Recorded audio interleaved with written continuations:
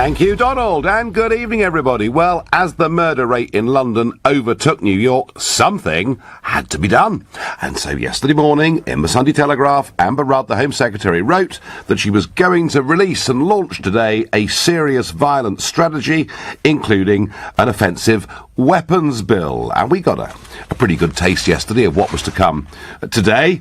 But we also got, in that article, a justification for the reduction of police numbers, and Amber Rudd making it very clear that in her view, rising crime had nothing to do with 20,000 fewer police officers than when the Tories came to power back in 2010. And this morning, ahead of her big press conference, she was out doing a round of interviews, and here was one of them. It is not all about police numbers. It may not all be about police numbers, but Home Office research leaked today suggests that it certainly does play a part. It says it's unlike this document. You haven't seen a document on this. You're launching a serious violent crime strategy today, and you haven't seen Home Office research into this very area. Well, there are a lot of documents that go around the Home Office. Not good, is it? I mean, it really isn't very good at all. She's the Home Secretary. She is absolutely certain, in her view, that a reduction of police numbers has not led to an increase in crime. And yet, within her own department, there is a document that says resources dedicated to serious violence have come under pressure and charge rates have dropped. And they go on to say that this may not be the main driver, reduced police numbers, behind the rising crime rate, but has likely contributed. So within the Home Office, you pays your money and takes your choice. You speak to the Home Secretary, who tells you that falling police numbers have naught to do with it. You speak to some of the officials who write documents, and they say it has. Well, let's hear a bit of Amber Rudd at her big press launch today. In the early 2000s, when serious violent crimes were at their highest, police numbers were rising. In 2008, when knife crime was far greater than the lows we saw in 2013-14, police numbers were close to the highest we'd seen in decades. Well, you can play that game in all sorts of ways, and there are lag times, of course. There are actions, and there are consequences, perhaps. All I can say is there are 21,000 fewer police than there were in 2010, and, take knife crime as an example, that's risen by 40%. So, what are the facts? What are the facts on police numbers? How do we compare with the rest of the Western world? Well, as I tell you, in England and Wales, there are now 120,000 police officers compared to 140,000 that there were back in 2010 when, guess who became the Home Secretary? Theresa May. She was the longest-serving Home Secretary for 150 years and presided over most of this fall in numbers. And if you compare us to the rest of the world, I mean, it's really, really interesting. Per 100,000 of population, Russia has more police officers than any other country. Well, I guess it would. It's a police state, really, isn't it? So let's take them out of the equation. Belgium, for example, Belgium and Spain have about 350 police officers per 100,000 of population. And believe it or not, the lowest of all the Western world countries, the country with the lowest number of police officers per population it's England and Wales, and we have about 200 police officers per 100,000 of population. Now, there are lots of theories about this, and I've seen one or two academic studies that perhaps back up the Home Secretary's view. Some say police on the streets doesn't make any difference. I have to say, that isn't the view that I take. I take a very different view. I think visible policing on the streets does make a difference. I think Rudy Giuliani, who was the mayor of New York 20 years ago, is a total hero for reducing crime rates in New York the way that he did. How did he do it? Street policing, clearing up litter, mending broken windows, stopping areas looking and feeling like they were in decay. And it made a huge difference. That's what I think. So tell me, what do you think? Do you think Amber Rudd is right to say that actually a fall in police numbers is not to blame for rising crime? Or do you think, as I do, that the rise in violent crime may well be down to fewer bobbies on the beat? And if you feel that way, call me on 0345 6060 973. If you think perhaps police on the streets makes no difference at all, Well, it can't make no difference at all, but I mean, I'm talking in relative terms. If you take the view of Amber Rudd that reducing police doesn't really make much difference, text to 84850. Or maybe you think, actually, Amber Rudd does have a very powerful point, and she emphasised this heavily today. She said, in her view, the biggest reason for the rise in violent crime is the drugs trade in this country. And if you've got some comments on that, then please tweet using the hashtag Farage and LBC at LBC, and watch us on Facebook. We're live here from the London studios, and comment there too. I'm going to go to Birmingham, to Owen, who is a new caller to this show. Good evening, Owen. Good evening. So, is Amber Rudd right, or are some of her own department right? You know, which way round is it with numbers of police and crime? Well, the thing is, it can't just be down to the 21,000 police being cut, because we've also seen massive cuts in youth funding over the last few years, and the correlation is direct. You cut money away from youth services, it means that there aren't things for young people to do. There's not opportunities for young people, and then they're going out, roaming the streets and such like, and that's led to this tragic rise in violence, not just in London, but all over the place. But if I was a youngster, Owen, if I was a mid-teenager growing up in Birmingham and I wanted to play football, I'd find it pretty easy, wouldn't I, to find a club to join? Well, maybe you'd find it pretty easy to find a club to join, but I mean, it's not everyone wants to play football, things like that. All right. Well, what if I wanted to say learn how to dance? I'd find dance classes in Birmingham, wouldn't I? Well, maybe if you could afford it. That's a fair point. Austerity politics is just leaving people behind and making everything seem like you can only succeed in this country if you've got money already. That doesn't seem fair to me. So, do you think, Owen, there is a slight sense of hopelessness creeping in to people who are poor and haven't got enough opportunities? Definitely. And that's what turns them to drugs and then to crime. Well, I mean, not everyone, obviously. That's a massively sweeping statement, but I'm sure there is loads of people out there that will suffer that will take that path. I mean, I've seen it happen myself, and I'm only 19, and I see the effects all the time. Yeah, people with nothing to do and.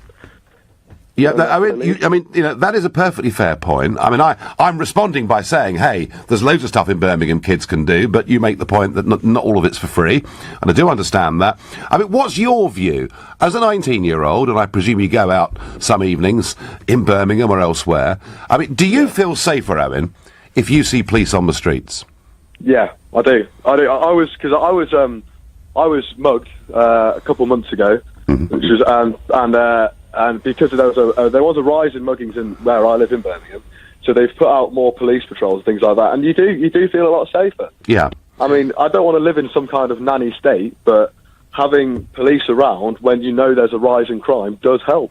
So the Home Secretary, Amber Rudd, defending police cuts and saying they're nothing to do with the rise in crime, you don't quite buy that, do you? Not at all. Not at all. Owen, many thanks indeed for your call. And Owen talking about disaffected youth and not enough youth funding. That's his view. Andy says on Facebook, police cuts, lack of discipline, social media, negative music, lack of proper punishment, all to blame. It's a big old list, Andy, but you didn't mention drugs. Edwina said, kids need some sort of role model. Many do not have one. David says, of course police cuts have an effect on crime. These people are meant to be intelligent. You're talking about the Home Secretary, David. Surely you should show her a bit more respect than that. Richard says, obviously, if there's less coppers, there's more crime. And Trish says, every police officer in the UK should be armed. It's a slightly separate debate, Trish. Have to say, though, I reluctantly have now reached that point of view. Remember what happened on those London Bridge attacks. The police officer went, attacked those three murderous guys. He had with him a baton, which, I mean, very brave, wasn't he? Now, these guys are wielding machetes. He went at three of them with a baton. He got very badly stabbed in one of his eyes and injured elsewhere. Had he had a gun, he'd have finished them off there and then. So I've now reached that view too. But that's a bit off topic. Back to where we are. Is the Home Secretary right to say that falling police numbers have nothing to do with the rise in violent crime? I'm going to ask John in Chiswick that very question. Good evening, Nigel. Good evening. I don't think simply by having extra numbers of police is going to solve this type of situation, simply because if we go back to, the SAS laws they used to have, it's not the numbers of police you have, it's whether they're given the powers to do their job. And I feel that the police today are a little bit reluctant to approach certain groups of people, i.e. in London, black youths, because they'll feel like, because they're going to, get told that you're targeting black youths. I think wherever the problem lies, if it's Asians in Birmingham, the police should target them. If it's up north white gangs, then people should target the white gangs. If in London, for example, it's mainly black gangs or black youth, then I think the police have every right to target the specific people that are potentially causing those crimes. And it shouldn't be a racial thing, but I really feel the police are holding back, thinking, do we have the powers to do this? John, you're right in many, many ways. Yeah, it isn't just about the numbers of police, it's about what they do. And that's absolutely right. There has been, in London, an 80% drop in the use of stop and search. And some of the figures suggesting that for every 10 suspects that are stopped and searched, 1 in 10 of them is carrying a knife. So surely, if the police were out there doing stop and search in a big way, they would take a lot of knives off the street.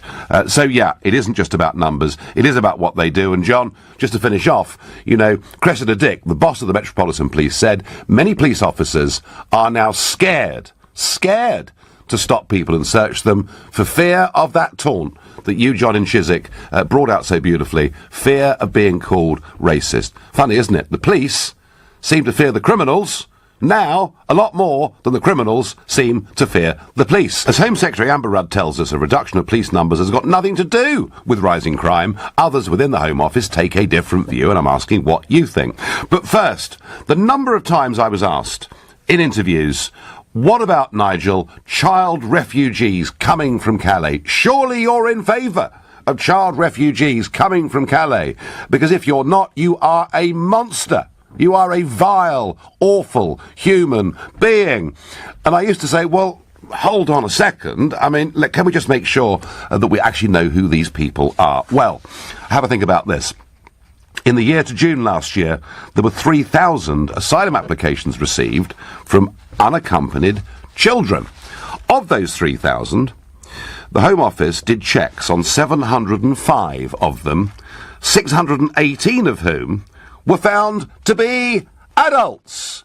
Yes, some of them look like 35-year-old prop forwards with full stubble.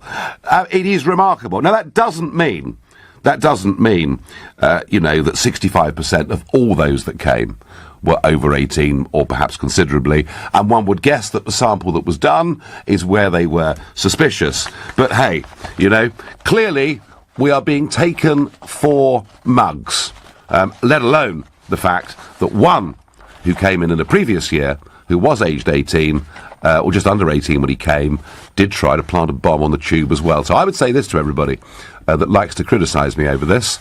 Yes, we want to have compassion for genuine refugees, but it is the first duty of government to look after the interests of the people of this country, their safety, their security, and yes, their money too. Now back to falling police numbers. Has that contributed to the rise in crime? And boy, a lot of very strong opinions. Phil says this is the tip of the iceberg. There's a generation of children growing up out there that have never known a police force. I think you might be onto something there, Phil. They do what they want, they fear no one. The country is lawless unless you drive a car. I'm a shopkeeper, and we are on our own, with no support from the police. Larger companies can at least afford private security.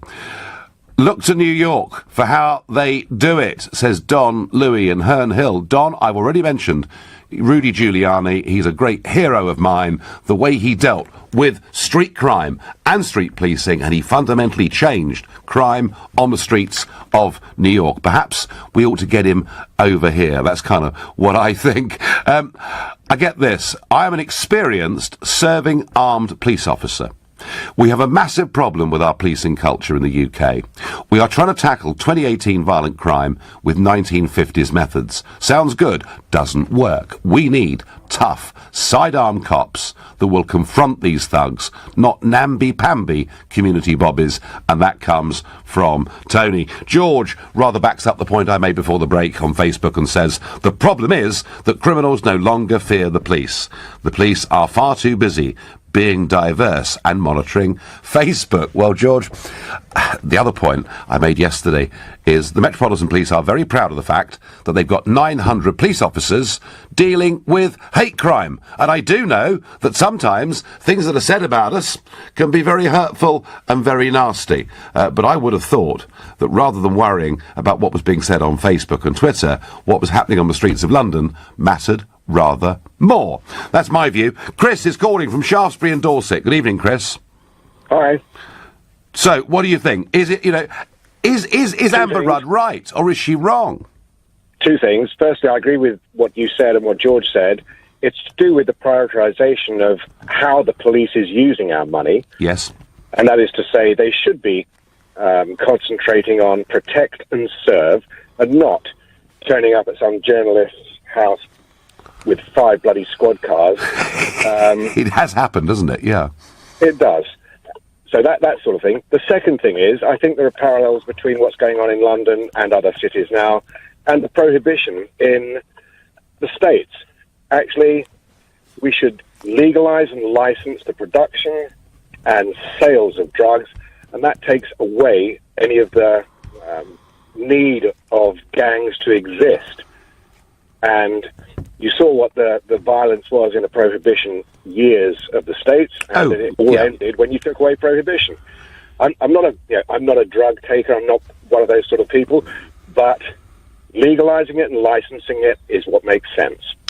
Chris, is it not possible that if drugs were taken away from the gangs as a means of making money and indeed being powerful, they might just find something else?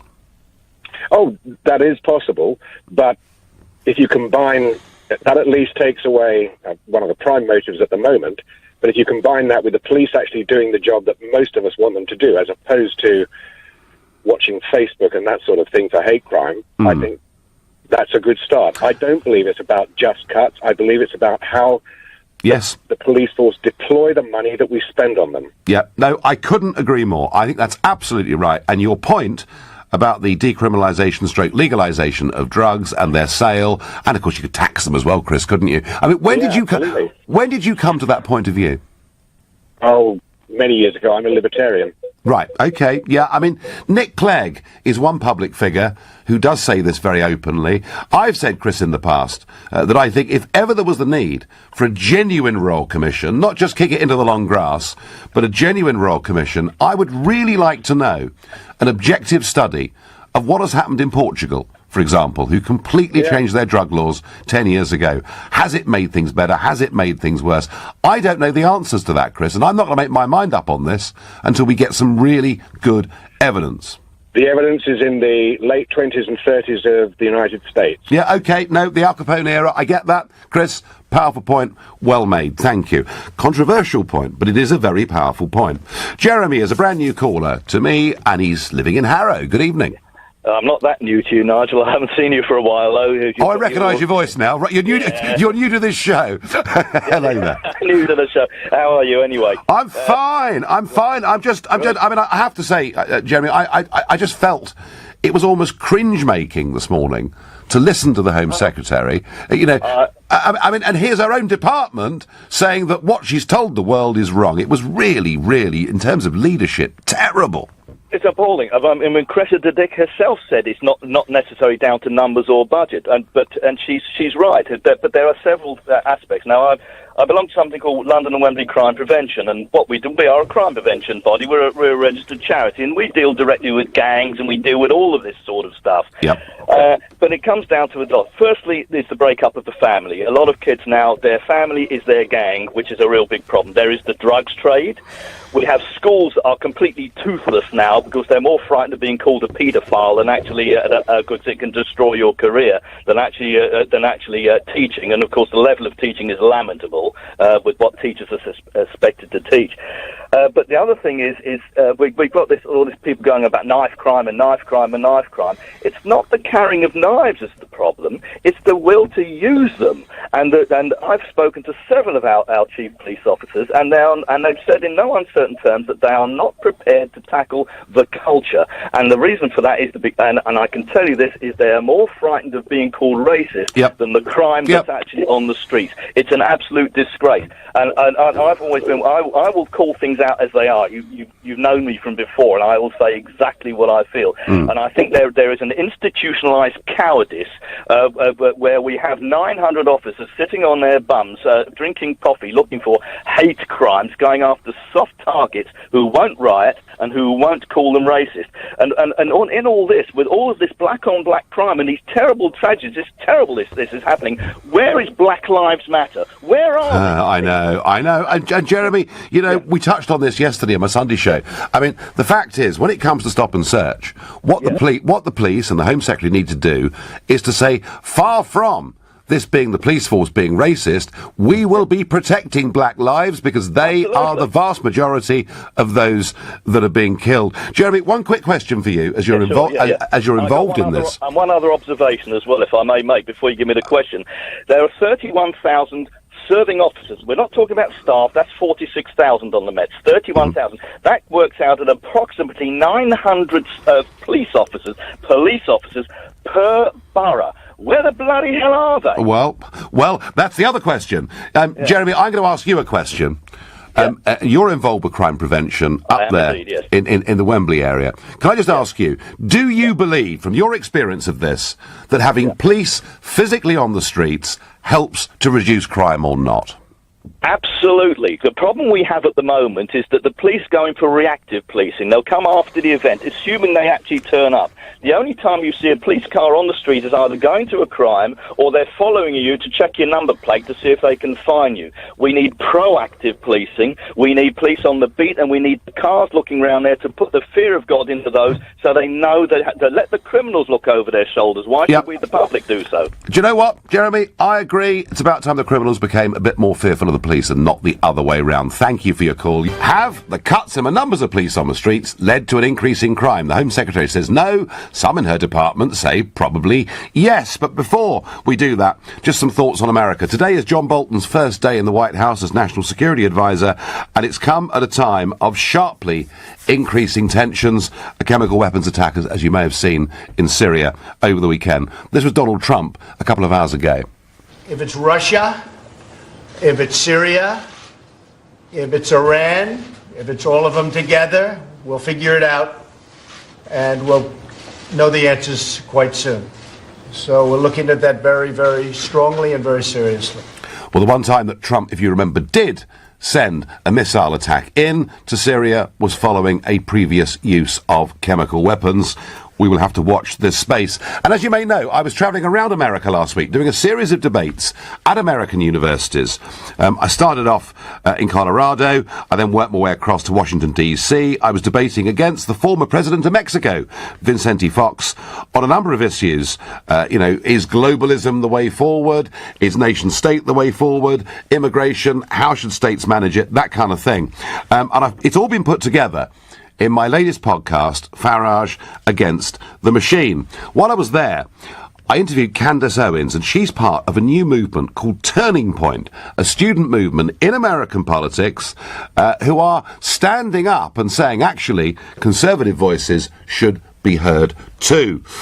In the latest episode, you'll find out why, at my last event, there were protesters outside. But it wasn't the students protesting. No.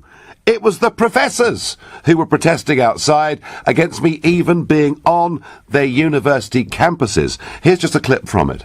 I was hustled in through the back door because there were some protesters outside the front door.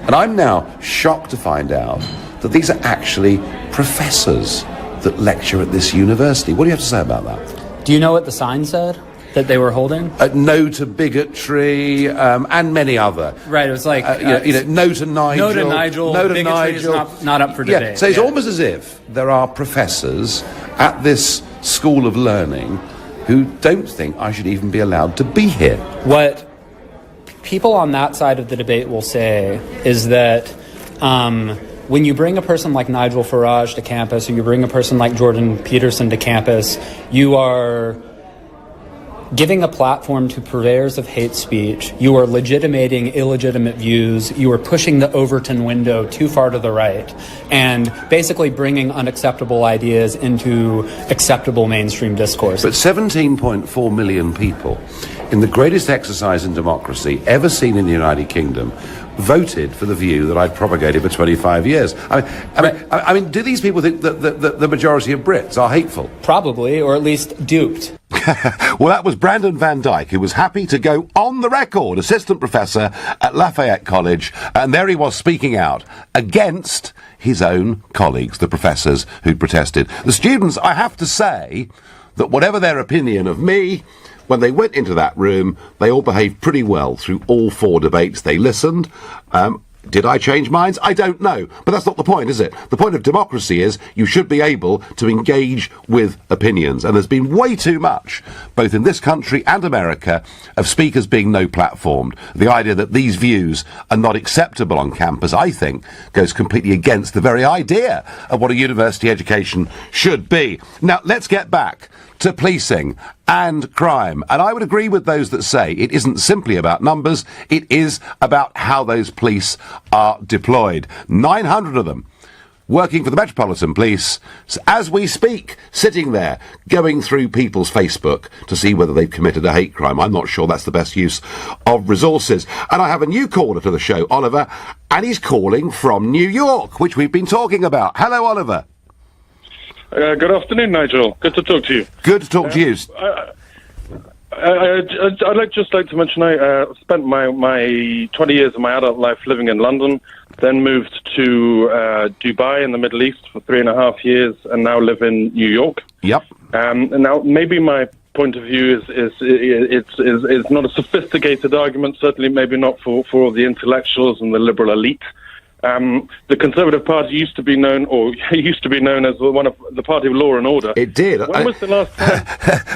That's rather disappeared, Oliver, I think.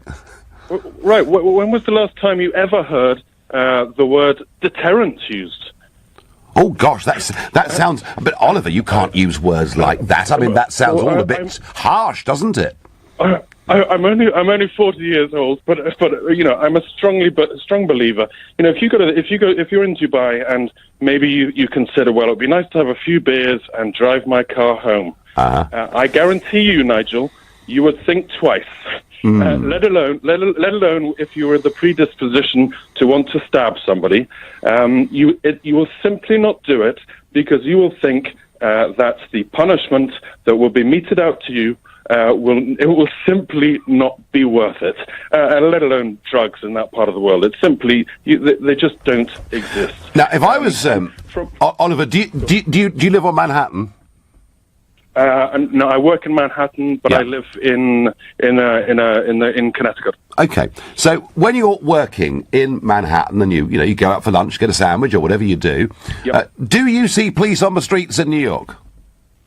Everywhere. Yes. And not just that. I think actually more interestingly, I said I live out in the Connecticut countryside, in one of the most rarefied parts of the U.S. And even 8 o'clock in the morning, Sunday morning, yesterday, going out to get a coffee, you see police everywhere. I guarantee you, in tiny little villages, it is just it is a part of life. And yes, you feel more secure as a consequence. And they do take, Oliver, they do take a very much a no-nonsense attitude, don't they? Of course they do, and I don't know what I haven't got enough experience to know what the relationship is between locals and individual police forces. But I tell you, whether it's as simple as speeding, drink driving, or going out to commit crime, you think again, and then you hear about you hear Sajid Javid and Amber Rudd, and they'll say, I want to be clear, there are complex reasons, and Cressida Dick talks about social media. I mean, for crying out loud! And the war on drugs that your friend Nick Clegg likes to talk about. They're putting up straw men. The war on drugs has never happened. It's never existed. So, I know perfectly well, and I'm sure a lot of your listeners who live in London or other parts of the country are concerned. You can go and buy drugs in London very, very easily, and the police are simply not interested. So your argument, Oliver, on drugs, and this is an argument that Peter Hitchens makes in the Mail on Sunday repeatedly. Your argument, I mean, most people say, and for example, on Facebook, Ev says the war on drugs is a massive failure that has cost billions. There is a perception, Oliver, that we've lost the war on drugs. We seem to lose it every single year, actually. You and Hitchens are saying we've never really fought it. Yeah, it's called a straw man, isn't it? Okay. You've won the argument because it never happened in the first place. Okay. And, if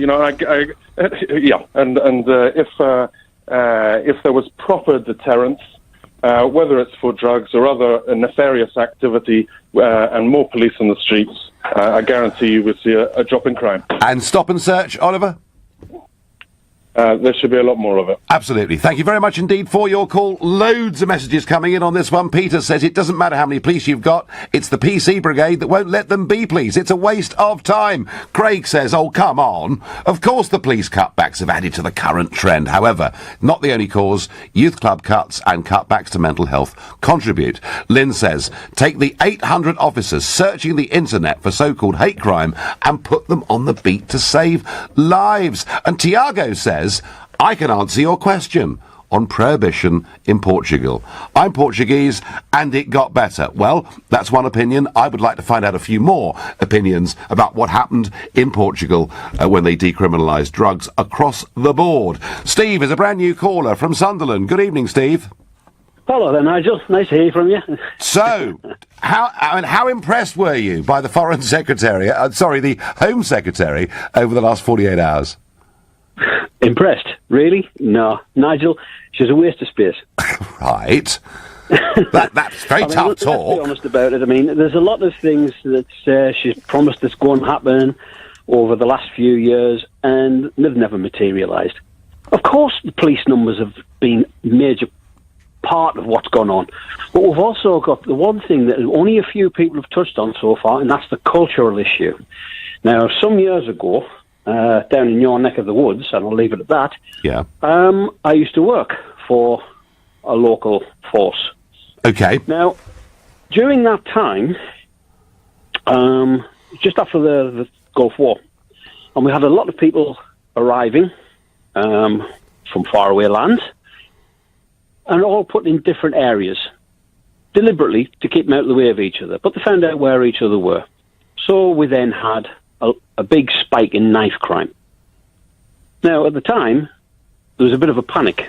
Now, the Home Secretary at that time then turned around and said, we can't let the public know about these figures. That was the impression we certainly got in the control room where we were.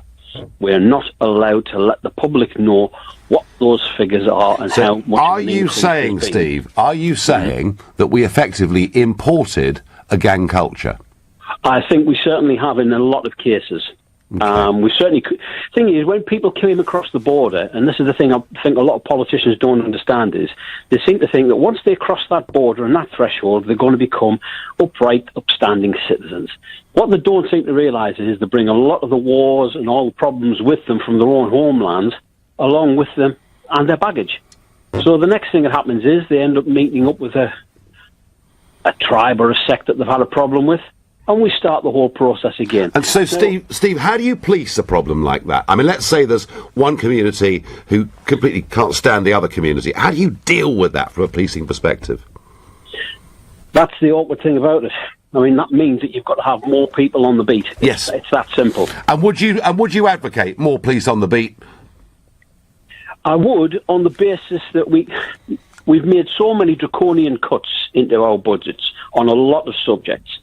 Now, it's all very well saying, oh, well, we need this, we need that, we need more money for this, we need more money for that. And I understand that everybody's got needs. Christ, I live in the northeast of England, probably one of the most deprived areas in the entire country. Yeah. And we are desperate for funding. But will we get it? No. But what we do is we're trying to make the most of what funding we've got. do. And it's not always about money, it's about how you use it. It's not always about police numbers, it's about how you deploy them. Steve, I thank you very much indeed for the frankness of your call. So you listened to a clip of that podcast a bit earlier on. Go to lbc.co.uk where you can find out how to subscribe to Farage Against the Machine. There are regular updates, and it'll tell you whether you've got Apple or Android exactly how to do it. Please have a listen. Whatever your political perspective, you'll find what I found out in American universities genuinely interesting. At least I hope so. Do we need more police on the beat? Or do we need the ones we've got to act more effectively? Before I get back to that, the elections took place yesterday in Hungary, and they have been an absolutely resounding success for Prime Minister Viktor Orban. He wins his third straight term in power. There are 199 seats in the Hungarian parliament. Viktor Orban's party has won 133 of them. So, as you can see, a massive majority. And, of course, he's done it very much on a reduce immigration manifesto. Oh, and don't let Mr. Juncker tell us what we can or can't do. We're not going to have that. Although we'll keep taking your money, though. We quite like some of that. Interestingly, once again, the trend, and we've seen it all across Europe, the Socialist Party have got 20 seats. They've disappeared virtually. We've seen the same in Germany. We've seen the same in France. Traditional socialist parties are shrinking and disappearing across much of Europe. And the ultra-nationalist Jobbik Party, well, they're projected to win 26 seats. So there is a big, I suppose you'd say, rightwards move as a result of these elections in Hungary. It used to be said that I was the European Union's biggest nightmare, campaigning for Britain to leave. I think Viktor Orban is going to be an even bigger nightmare because he doesn't even intend to leave. He intends to be there to keep saying no and to cause absolute chaos. Back to policing. How are we doing? How's Amber Rudd doing, for that matter? Because I thought it all looked a bit embarrassing this morning when she was contradicted by people and a report in her own department. Roger is a new caller from Windsor. Good evening, Roger. Good evening, Nigel. Well, look, firstly, may I just say thank you so much for all you've done to achieve Brexit and restore sovereignty and democracy when it eventually gets here. Well, I'm going to say it's taking a bit of time, but I think we are going in the right direction. Now, what about policing, Roger? Well, what I was saying was, I remember, 30, 40 years ago, and I used to have businesses in Maidenhead, and I have a very strong sense that there is a disconnect between policing and police forces and the community, and that needs to be restored. In the 70s, you'd have a Bobby walking down the street who'd stop and chat to people. They'd hear what was going on. People would give them tip-offs. They'd warn people to look out for such and such, and they were part of the community. You had police houses which were in villages and in communities, so they actually lived within the community and were part of it, known and seen to be part of it. But then suddenly that changed. They were put into cars, they were told they had to patrol in pairs, so in pairs they no longer talk to people. And of course, as soon as if you take 1,000 police officers and make them patrol in pairs, they're only doing the job of 500 police officers before. Yeah. No, Roger, I get that, but in defence, and it was David Blunkett, I think, that brought this reform in, we do now have community police officers, don't we? Yes, we do, but they don't have powers, and again, they tend to go around in pairs. Yeah. If you actually look at it. But I think the biggest thing is, I think that there is a disconnect between the police and the community, and it's becoming more of a police force than a service. It's almost them and us in some respects. They're more divorced from people. I think that's a big part of the problem. There is something else which, again, I haven't heard talked about, and I don't know a vast amount about, but I know that there was a study done in the States recently, which was on the school shootings.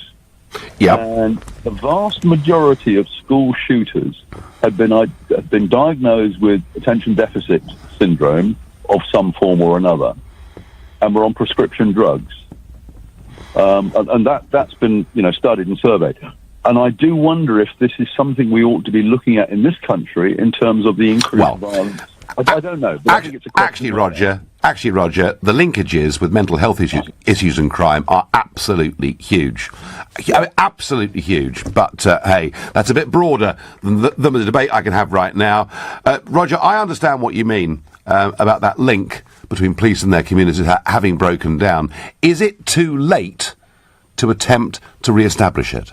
No, I don't think it is at all. I think it just needs a change in attitude at the senior levels, probably in the Home Office to start with, but then down at Chief Constable level and below. Yeah. And I think you need to have, where you have police authorities, I mean, and our local one would be the Thames Valley Police Authority. Yeah. The elected councillors who make up that body need to take more interest and be more aware of getting the police more involved back with the community. Okay, no.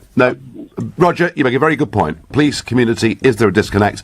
Serving Met officer says to me via text, it is a disgrace that politicians and members of the public who have never been in the front line have the audacity to say that the officers are scared of using stop and search. Well, hang on a second, serving police officer. Actually, Cressida Dick, your boss, pretty much admitted that the other day.